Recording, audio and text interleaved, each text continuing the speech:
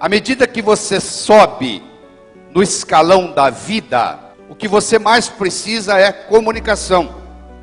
O melhor médico que você conhece não é o que sabe mais medicina, é o que se relaciona melhor com os pacientes.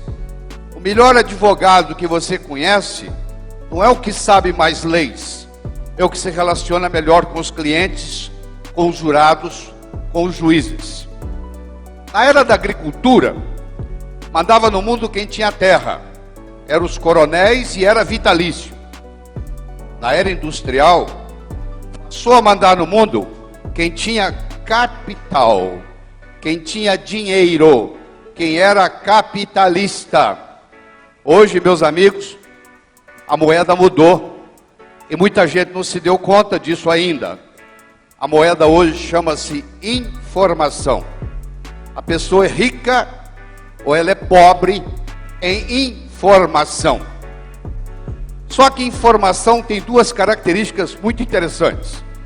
Primeiro, é um produto altamente perecível. Ninguém está interessado em ler o jornal de ontem. Não é verdade? De ontem já ficou obsoleto. Ou seja, fica obsoleto com uma velocidade muito grande. Segundo, informação só tem validade quando comunicada. Qual o valor de uma moeda de ouro no fundo do Oceano Atlântico, onde ninguém chega lá? Não vale nada. O que adianta você ter informação dentro da sua cabeça, dentro da sua gaveta ou dentro do seu computador? O que você precisa é colocar essa informação para fora de uma forma agradável. A primeira coisa que você tem que fazer é vender a sua imagem. Se o comprador não compra você, ele não compra o que você tem para oferecer. E comunicação não é uma coisa que você vai num berçário e diz assim, aquele ali vai ser um bom comunicador, aquele não vai, aquele vai. Comunicação é uma coisa que se melhora. No momento que você melhora a sua capacidade de se comunicar, você passa a valer mais no mercado. Eu queria que na sua cabeça, nesse momento, você pensasse nas 6 pessoas com quem você passa a maior parte do tempo. Todos os seus filhos, filhas, genros, noras, netos, só conta uma pessoa, senão você vai pôr a família inteira aí. 6 pessoas com quem você passa a maior parte do tempo. Eu quero que você faça esse exercício na sua mente. Eu vou lhe fazer uma segunda pergunta. Qual é a sua posição com relação a essas 6 pessoas? Você se considera mais mestre ou mais discípulo? Você se considera mais professor ou mais aluno? Eu diria que a sua tendência é dizer, eu sou mais professor do que aluno, eu sou mais mestre do que discípulo, eu sou mais orientador do que orientado com relação a essas 6 pessoas da minha vida. Então me resta lhe fazer só mais uma pergunta. Qual é a sua fonte? De onde você bebe? Você tem um multimilionário vizinho que uma vez por semana passa 2 horas com você lhe ensinando a ganhar dinheiro? Você é um indivíduo que é autodidata e se aprofunda no conhecimento das coisas e do dinheiro? Porque eu não sei se você já percebeu, hoje nas mesas de jantares das casas, os pais conversam com os filhos até sobre sexo, mas só não conversam sobre dinheiro. O pai e a mãe têm a esperança que o filho vai aprender na escola, e a escola tem a esperança que isso deve ser ensinado em casa. E se você não aprende em casa, e você não aprende na escola, você corre o risco de trabalhar a vida inteira, morrer na praia. Nós somos julgados na vida por 4 coisas. Primeiro, nós somos julgados pelo que nós fazemos. Você pode marcar no relógio, ser apresentado a alguém, nos primeiros 5, 10 minutos, um pergunta para o outro assim, o que você faz na vida, hein? Eu posso ter 2 pedreiros, um ao lado do outro. Eu pergunto para o primeiro pedreiro, o que você faz na vida? Ele responde, eu sou pedreiro. Eu coloco um tijolo em cima do outro. Eu chego para o segundo pedreiro e pergunto, o que você faz na vida? Ele responde, eu sou pedreiro, eu estou construindo o Maracanã, o maior estádio de futebol do mundo, que vai ficar aqui para a posteridade. Fisicamente, meus amigos, os 2 estão fazendo a mesma coisa. um tijolo em cima do outro. Só que esse segundo, ele não está colocando tijolo em cima do outro. Ele está construindo Maracanã. Esse segundo não é pedreiro há muito tempo. Logo, logo ele é construtor. Então o primeiro desafio que eu tenho para você, quando alguém lhe perguntar o que você faz, você tem que ter um script pronto. Se você me perguntar o que você faz, eu transformo as pessoas de uma forma alegre e poderosa, com amor e sabedoria. É muito mais do que dar palestra. É bem diferente. Eu acabei de agregar valor ao que eu faço. Então você tem que ter essa preocupação. Como é que você agrega valor a você mesmo? Segundo, nós somos julgados pela nossa aparência. Se um sujeito tocar a campainha na sua casa, tiver de batina preta, colarinho branco e uma Bíblia debaixo do braço, você vai pensar que esse indivíduo é um padre. Se você estiver dirigindo e olhar pelo retrovisor e ver um carro da polícia com aquela luzinha piscando e pedindo para você encostar, não vai passar pela sua cabeça que é um ladrão vestido de polícia. A primeira reação que você tem é que é um policial. Pode até ser um ladrão vestido de polícia, mas a primeira impressão que você vai ter é de um policial. Então deixa eu dizer para você da aparência. Aparência boa não significa gravata, paletó, nada disso. Esse é o grande problema. As pessoas entendem errado. As pessoas falam assim, você tem que estar bem vestido. Não, você tem que estar adequadamente vestido, é outra história. Então é muito importante você entender qual a imagem que você quer passar com a sua indumentária, com a sua vestimenta, com a sua roupa. Porque muitas vezes você está muito bem vestido, mas inadequadamente vestido para a ocasião. Aí não adianta nada. Você é julgado pelo que você diz. Enquanto você não disse nada, ninguém sabe se você é inteligente ou deixa de ser. No momento que você falou, e falou besteira, não tem mais jeito.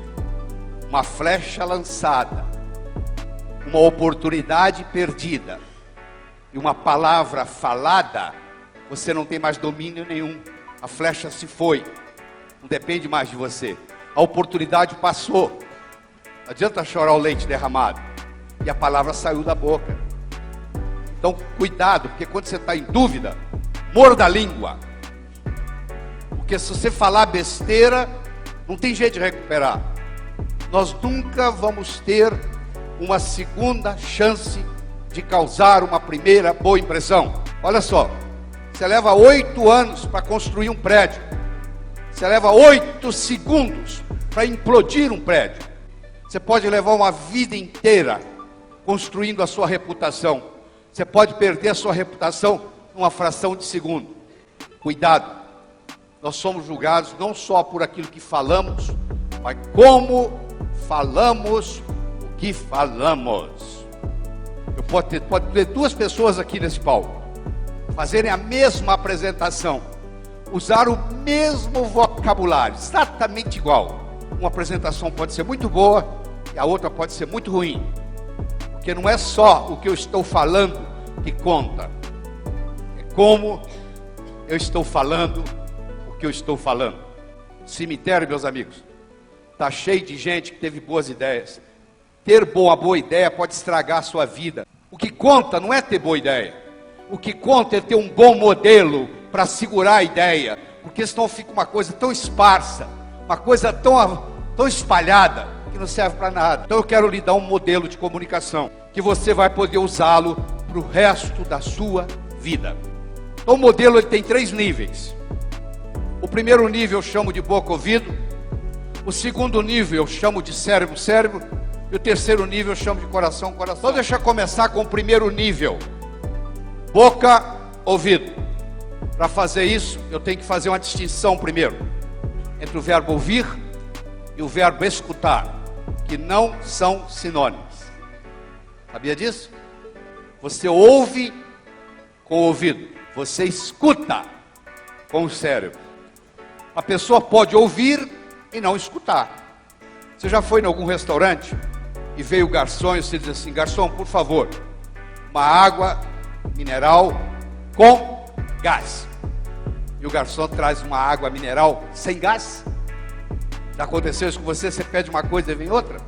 Eu vou lhe ensinar agora, vou lhe explicar o que está acontecendo. A natureza fez uma sacanagem com a gente. Ela colocou o ouvido direito e o ouvido esquerdo na mesma altura. Entra num ouvido e sai no outro. Quando aquele cara chega na cozinha, ele já esqueceu a letra, ele só lembra da música. Entendeu? A letra já se foi, só ficou com a música. Então por isso que ele traz uma água mineral sem gás. Se eu fosse dono do restaurante, isso não ia acontecer no meu restaurante, porque eu ia ensinar para meus garçons o que eu vou mostrar agora. Eu ia chamar meus garçons e ia dizer assim: a partir de hoje, todas as vezes que você receber uma ordem de um cliente, antes de você se afastar da mesa e ir até a cozinha buscar água, você é obrigado a repetir em voz alta o que você vai buscar. Garçom, por favor, uma água mineral com gás. Pois não, uma água mineral com gás. Sabe o que ele vai trazer agora? Água mineral com gás. Porque para ele repetir o que eu falei, ele tem que aprofundar no nível de comunicação comigo. No nível 1, você não vende, você está perdendo tempo e dinheiro. No nível 1, você não conquista ninguém, você sai da festa sozinho. No nível 1, você não é promovido. No nível 1, você não ganha dinheiro. E infelizmente a maioria opera no nível 1, que é o boca ouvido. Como é que a gente se desloca do nível 1, boca ouvido, para o nível 2, cérebro. Então vamos começar com as 3 mais importantes. As pessoas que trabalham com perguntas abertas ganham mais dinheiro na vida do que as pessoas que trabalham com perguntas fechadas. O que é uma pergunta aberta? O que é uma pergunta fechada? Uma pergunta fechada, meus amigos, é aquela que pode ser respondida com sim ou não. Portanto, uma pergunta aberta é aquela que não pode ser respondida com sim ou não. Imagine a seguinte situação: eu sou dono de uma loja, eu vendo móveis, eu vendo mobília, e eu tenho um pequeno showroom, e um cliente entra na minha loja, e eu tenho uma cadeira exposta nesse showroom, e en passant, o cliente faz o seguinte comentário: oh, que cadeira bonita que você tem aqui. E eu faço para ele a seguinte pergunta: se você adquirisse essa cadeira, você ia colocar na sua sala de estar, ou na sua sala de jantar, ou na sua mesa? Olha que interessante. Primeiro eu acabei de fazer uma pergunta aberta. Você não consegue responder essa pergunta com sim ou não. E olha o que acontece. Para você me responder essa pergunta, você tem que imaginar que você adquiriu a cadeira, que ela foi entregue na sua casa, e que você agora está decidindo onde coloca. Com uma pergunta, eu tirei a cadeira daqui, você vê que ela não está aqui mais, ó, sumiu, foi para dentro da sua casa. Com uma pergunta, eu coloquei a cadeira dentro da sua casa. Eu fiz você comprar a cadeira uma vez, na sua mente. Ele teve que se imaginar comprando a cadeira, levando a cadeira para casa e decidindo onde é que ele vai colocar. Vou dar um exemplo. Eu estou negociando com uma pessoa, diretor de recursos humanos, que está pensando em me contratar com a consultoria na empresa. E eu faço para ela a seguinte pergunta: se você me contratasse como consultor, você ia querer relatórios quinzenais ou mensais? Eu acabei de fazer para ela uma pergunta aberta. Ela não pode me responder a pergunta com sim ou não. Olha que interessante. Ela agora tem que imaginar que me contratou e agora vai decidir como é que ela quer o relatório. Pronto, já faturei. Já fiz ela me contratar uma vez. Aí eu vou fazer ela contratar de novo. Aí não vai ter fechamento, é automático. Você vai ter que falar essa pergunta aberta na frente do espelho várias vezes. Não, isso não é besteira não, isso é importante. Por que você tem que falar várias vezes na frente do espelho? Para ela se tornar espontânea. Agora você está pronto para usar. Segundo, a Elaine está sentada aqui na primeira fila. Eu perguntei o nome da Elaine. Ela falou Elaine. Cada vez que eu falo Elaine, toda a energia da Elaine vibra positivamente a meu favor. Você pode falar o que você quiser no ouvido dela, não existe nenhuma mudança eletroencefalográfica. Se você falar o nome da pessoa, a uma mudança eletroencefalográfica, mesmo ela estando em estado semicomatoso. Nada é mais doce para Elaine escutar do que o seu próprio nome. Sabe o que você vai me dizer? Doutor Laí, o problema é que eu tenho dificuldade em guardar nomes. Eu digo, não é verdade. Você não tem dificuldade de guardar nomes. Você nunca estudou a técnica para guardar nomes que eu vou lhe ensinar agora. 3 etapas, ó. Você quer guardar o nome de alguém? Você usa essas 3 coisas. Primeiro eu tenho que escutar o nome da Elaine. Se a Elaine for apresentada a mim, eu a ela, e daqui 30 segundos alguém me pergunta como é que ela se chama, eu não vou culpar a minha memória. Nem entrou na memória. Por que a memória tem a ver com isso? Não culpe a memória. Entrou num ouvido e saiu no outro. Não passou pela memória. Não é que você tem a memória ruim, é que a informação não chegou até a memória. Conta a história que o presidente Franklin Roosevelt, de todos os presidentes norte-americanos até hoje, ele é considerado pela crítica o mais carismático de todos que os Estados Unidos já teve. Conta a história que um dia o Franklin Roosevelt, que tinha poliomielite, tinha paralisia infantil, andava numa cadeira de rodas, empurrado por seu assistente. Um dia ele convocou um breakfast, café da manhã, na Casa Branca, para 15 embaixadores. E os 15 embaixadores vieram tomar o café da manhã com Franklin Roosevelt. E quando ele entrou na sala, o assistente empurrando ele na cadeira de roda, ele virou para trás e disse assim: eu vou provar para você hoje que quando uma pessoa fala, a outra não presta atenção no que ela está falando. Observe. Veio o primeiro embaixador, ele segurou na mão do embaixador e disse assim: matei minha sogra de manhã.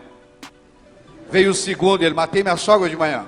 Veio o terceiro, ele: matei minha sogra de manhã.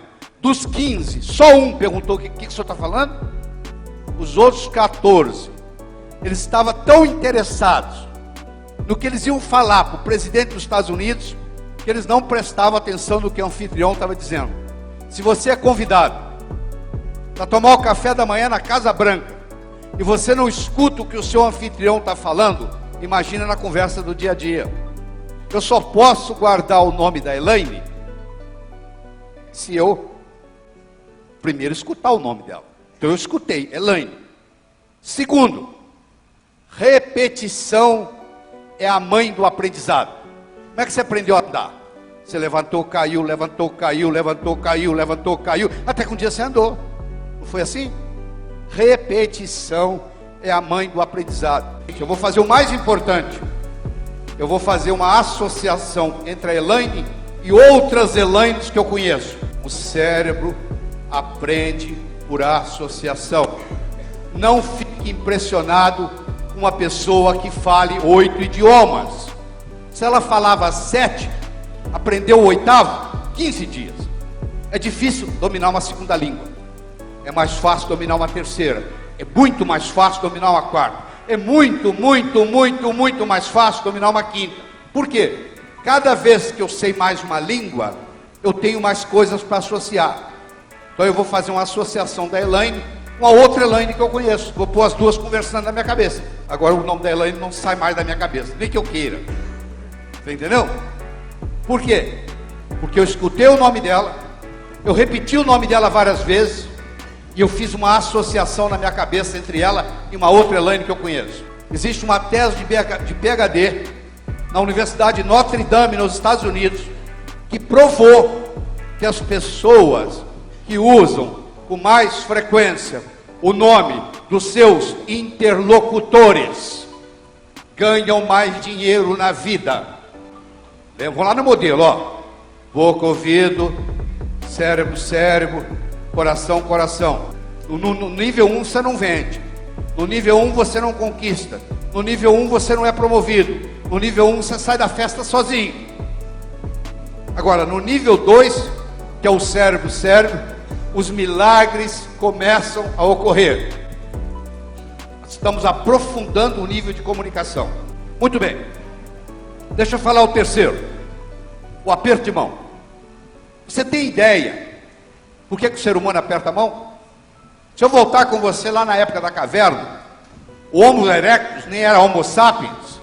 ele carregava um porrete para se defender dos animais selvagens. O aperto de mão, meus amigos, foi a primeira manifestação de confiança mútua do planeta. Todas as vezes que você aperta a mão de uma pessoa, você está dizendo para ela, a nível inconsciente, eu estou desarmado. E ela está dizendo, eu também. Agora presta atenção. Você aperta a mão de mais de 97% das pessoas que você é apresentado. Raramente você é apresentado a uma pessoa e não aperta a mão dela. Agora eu tenho uma pergunta para lhe fazer. Qual foi o último curso que você fez de aperto de mão? Nunca. Uma coisa que você faz com uma frequência absurda e a estatística mostra, olha o que eu vou falar. 40% das transações comerciais que não se concretizam são perdidas do aperto de mão. Vou falar de novo. 40% das transações comerciais que não se concretizam são perdidas no aperto de mão. Vou explicar como. Eu sei que é difícil, isso é um absurdo. Não, eu vou lhe convencer disso. Você já deve ter apertado a mão do que eu chamo alicate. Já apertou a mão do alicate? O cara aperta a sua mão, parece que é um alicate. Ele aperta, enquanto não sair lágrima no seu olho, ele não para de apertar. Você já deve ter apertado a mão do chamado rabo de peixe. Você pega na mão e não tem mão, já? Hein?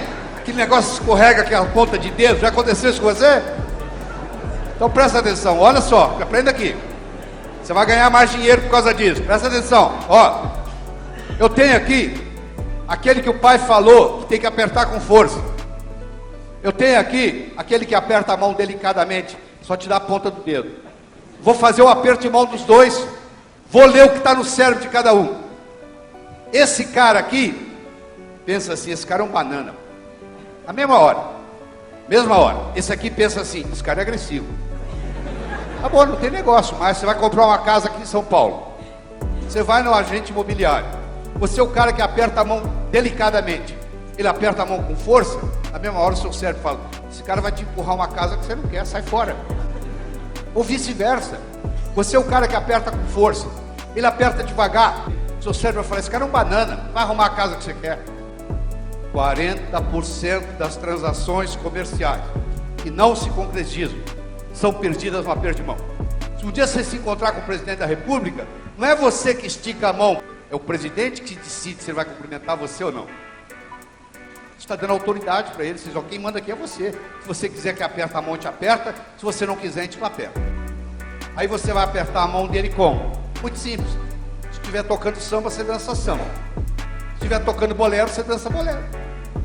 Você põe a mão e espera. Se ele puser pressão, você põe pressão. Se ele não puser pressão, você não põe pressão. Pôs pressão, você põe pressão. Aí o cérebro dele vai dizer assim, ele é dos meus. Ele é do meu time. Meus amigos, nós gostamos de pessoas iguais a gente. Pensa no seu melhor amigo ou amiga, por favor. Pensa. Eu vou descrever para você. Quer que eu descreva? Eu não conheço, mas descrevo. Tem mais ou menos a mesma idade sua. Mais ou menos o mesmo nível social seu. Mais ou menos o mesmo nível intelectual seu. Muitos interesses em comum. Por isso que vocês são amigos. Eu vou convidar você para jantar aqui na minha casa em São Paulo. Eu vou colocar você sentado na mesa ao lado do meu amigo indiano. Deixe-me descrevê-lo. Ele usa um turbante, uma barba igual a do Bin Laden, uma túnica parecendo uma roupa de mulher e uma sandália com os dedões de fora. Eu vou colocar você do lado dele na mesa, seu cérebro vai começar assim. Cara esquisito. Será porque ele usa esse ninho de passarinho na cabeça, hein? Será que ele lava essa barba? Isso deve ser uma sujeira. Essa roupa de mulher, esse dedão de fora, coisa horrível. Terminou o jantar. Você vai convidá-lo para tomar uma cervejinha? Fique à distância dele. Porque ele não parece com você. Nós gostamos de pessoas iguais a nós. Você deve ter escutado uma regra que eu vou jogar fora, vou jogar no lixo hoje com você. Existe uma frase famosa que diz assim: faça aos outros o que você gostaria que fosse feito a você. Isso é a maior mentira do mundo. Se eu convidar você para jantar na minha casa, eu não vou lhe oferecer o meu prato favorito. Eu vou perguntar o que você gosta. Pode ser que você nem coma o que eu como. Faça aos outros o que os outros gostariam que fosse feito a eles. Porque o que é remédio para mim pode ser veneno para ele. Vamos no modelo de novo. O modelo é boca, ouvido, cérebro, cérebro, coração, coração. Eu ensinei 3 estratégias para ir do nível 1 para o nível 2. Perguntas abertas, o nome e o aperto de mão. São fundamentais. Escuta o que eu vou falar. Você só chega ao coração das pessoas passando pelo cérebro. Não existe outro caminho. Deixa eu falar mais uma coisa importante. Deixa eu falar do contexto. Esquece a palavra no dicionário. Lembre da imagem que eu vou mostrar aqui. Eu tenho um jacaré que vai brigar com o urso. O jacaré está na beira d'água, o urso está do lado de fora. Vai haver uma briga do jacaré com o urso. Quem vai ganhar? Depende. Se a briga ocorrer dentro d'água, sempre ganha o jacaré. Ele morde o urso, puxa o urso para o fundo e afoga o urso. Se ocorrer fora d'água, sempre ganha o urso. O urso joga o jacaré para cima, ele se espatifa no chão. Então, o resultado de uma briga de um jacaré com um urso não tem nada a ver com a força do jacaré, não tem nada a ver com a força do urso. Tem a ver com o contexto. Quero terminar contando uma história. Mas eu não conto história só por contar. Ela tem uma finalidade. E no momento que eu contar, ela não é minha mais, ela é sua. Diz que uma vez, no inferno, Lúcifer estava muito preocupado, porque o número de pecadores chegando ao inferno estava diminuindo. Você acredita nisso? Lá também tem recessão. Estavam passando por um período de recessão. E o diabo, muito inteligente, reuniu a diretoria do inferno para discutir uma estratégia de marketing, para fazer o pessoal na terra pecar mais, para chegar mais gente lá. Eles começaram a discutir, e logo um capeta-chefe levanta a mão e fala assim: eu tenho uma ideia. Qual é a ideia? Pergunta o diabo. A ideia é o seguinte: nós temos que fazer o ser humano gastar mais. Para gastar mais, vai ter que ganhar mais. Para ganhar mais, ele vai ter que trabalhar mais. Ele vai trabalhar, ganhar, gastar, trabalhar, ganhar, gastar, trabalhar, ganhar, gastar, trabalhar, ganhar, gastar. A vida vai passar, ele não vai ter tempo para evoluir, vai terminar aqui. Muito bem, disse o diabo. Boa ideia, mas eu quero escutar outras. Aí um outro capeta-chefe levanta a mão. Eu acho que a gente deve fazer o seguinte: vamos acabar com o amor próprio do ser humano. Ele não vai gostar mais de si mesmo. Ele só vai gostar do outro. Ele só vai se preocupar com o outro. Ele só vai fofocar da vida do outro. Ele não vai se preocupar com ele mesmo. Não vai evoluir, vai terminar aqui. Muito bem, disse o diabo. Estou gostando, mas eu quero mais, quero escutar mais. Aí disse que um capetinho estagiário. Sabe como é que é estagiário? Quer dar opinião, né? O estagiário levantou a mão. Disse que o diabo olhou para ele com a cara feia e perguntou: o que você quer? Eu quero dar a minha opinião. Qual é a sua opinião? Por que a gente não faz o ser humano pensar que ele vai viver para sempre? E que isso tem a ver com vir para o inferno? Perguntou o diabo. Ele vai pensar que vai viver para sempre? Ele vai deixar o importante para amanhã, para amanhã, para amanhã. A vida vai passar, ele não vai fazer nada, vai terminar aqui. Diz que o rosto do diabo se iluminou e falou: isso nós vamos fazer. Sabe o que o diabo fez com a permissão de Deus? Colocou na mente de cada um de nós a semente da eternidade. Você pensa que o seu primo vai morrer antes de você, que o seu vizinho vai morrer antes de você, que o seu ex-chefe vai morrer antes de você, mas você não. Você vai arrumar um jeito e vai fazer um truque na morte. Se você pudesse conversar com o pessoal que, entre aspas, mora no cemitério, todo mundo ia reclamar que morreu antes da hora. Eu tinha tanto para fazer e morri. Como esse, não se esqueça de se inscrever no canal e ativar o sininho de notificações. Tchau!